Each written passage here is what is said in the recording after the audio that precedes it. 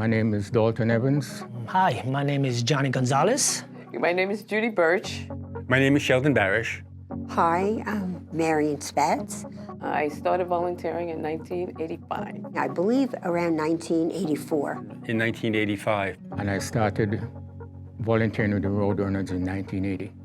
I started running the open run summer of 2017. Let me go back. I'm a former athlete. I used to run for Jamaica. I was awarded a track scholarship to the University of Arkansas. I was a college coach for 20 years. So track and field is in my blood. My son and daughter attended South Shore High School in Brooklyn. The coach was Phil Zoder, and he was affiliated to the New York Roadrunners Club. And he asked me if I would like to volunteer. I said, yes, I'm no longer running, and let me go out and see what it is like. Here I am today, 40 years. I was one that after my runs at Open Run, I used to help and cheer on the other runners and walkers. So I thought about it, and I said, okay, let me ask if I can become a run director. And before you know it, I got hooked. It was like a social thing to come to those races, be with everyone, and share the experience. And I just kept doing it, and it got to the point where I couldn't consider not being at the marathon on marathon day. So they had a family reunion. So I said, okay, I work in a family therapy unit. This is like coincidence, so let me try this. Year after year after year, builds up. You do expo, you do marathon, and you just do more and more races. And that's how I started volunteering.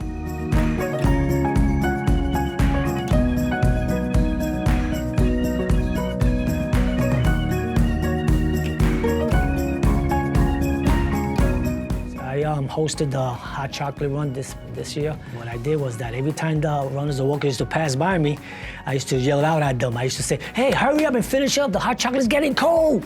Oh man, and they were laughing and smiling while they were running, and wow, just to see that expression on their faces, it says it all.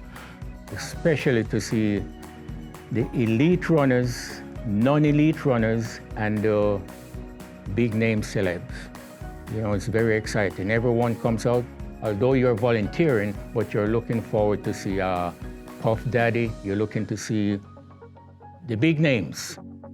So, you're doing double duty at the marathon, looking for those elite people, and you're volunteering at the same time. My job is to be on the finish line to make sure that everybody gets through that situation very well. It's interesting seeing people crossing the finish line with varying emotions. They're excited, they finished the marathon. They're exhausted because they finished the marathon.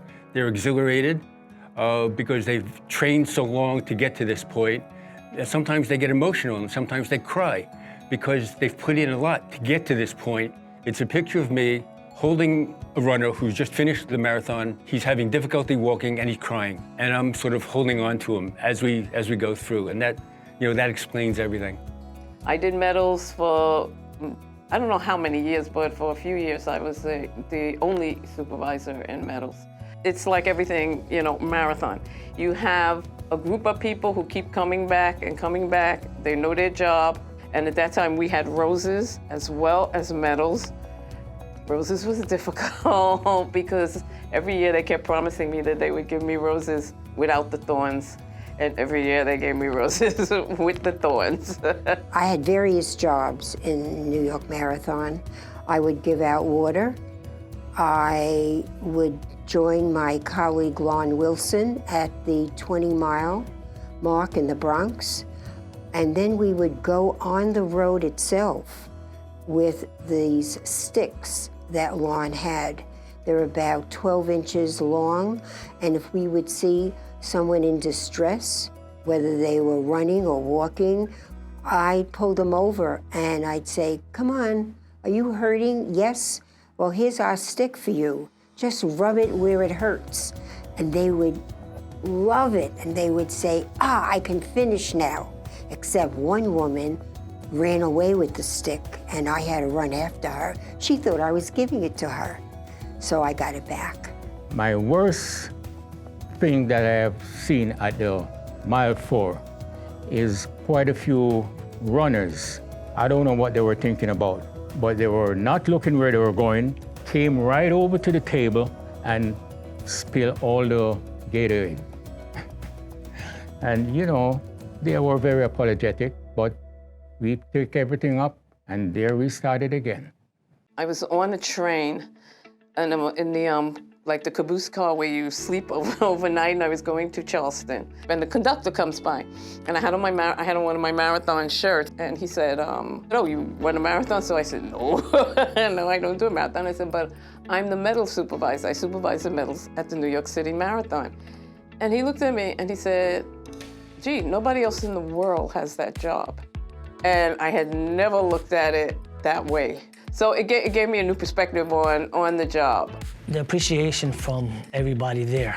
They make you feel wanted, they make you feel appreciated, and they let you know about it too. That there were times that I was doing a race, so I couldn't be there for them. And when I came the following Sunday, they used to let me have it. They said, "Hey, where were you? You wasn't there." So I said, you know, I'm gonna make it my habit to be there for them whenever I can. When I'm not racing, I'm there for them. They look forward in seeing me, and I look also forward in seeing them. By the time you've been doing this for like about 10, 15 years, you know people. You know people who are running, you know the volunteers, so people who are coming through, so you're cheering people. You know, so, okay, you know, the people are grateful, the volunteers are grateful, and the runners appreciate you. I'm talking going back 40 years until this past marathon. We bond together. The cops, most of the cops are there still. People within the community, they recognize me, I recognize them. Some of the volunteers, we all recognize each other. And it's a very good feeling. It's the time of the year when we all get together. I think the main thing is camaraderie. They sort of become part of your family. You look forward to meeting them, sharing things that we did together, commiserate when things didn't go right, and say, "I'll see you next week." You have a new family. We all work together, we cheer one another, even at times cry with one another, especially after an event and you're hurt, or just being a happy cry. To be a member of any Hall of Fame, that signifies that you are the best among the best. And I thank the New York Road Runners for that. I chose to work at the marathon every year since basically 1985. And it's very much a part of my life. Being recognized for what I think is really important is a great thing. You know, we don't do this because I'm gonna go in the Hall of Fame, you know. There was no Hall of Fame, you know, up until a couple of years ago. So you don't do it for accolades, but it's good to be recognized. It's good when people say, you know, we really appreciate you. We appreciate, you know, all the mornings that you get up and get out and come and help. I'm honored, first of all, being recognized for doing what I love doing. They depend on us. The runners depend on us, even though we're not running with them.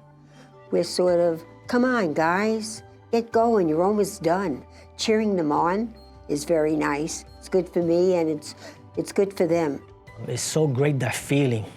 It's unbelievable, that feeling, and I recommend everyone to volunteer. They won't regret it. They will get hooked. The feeling is unbelievable. It's like a family.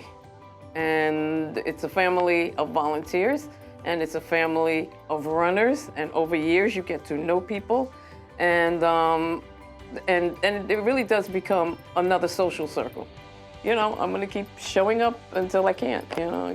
Even when I'm not able to run anymore, I will still be involved with it because of all the feedback I have gotten as a volunteer.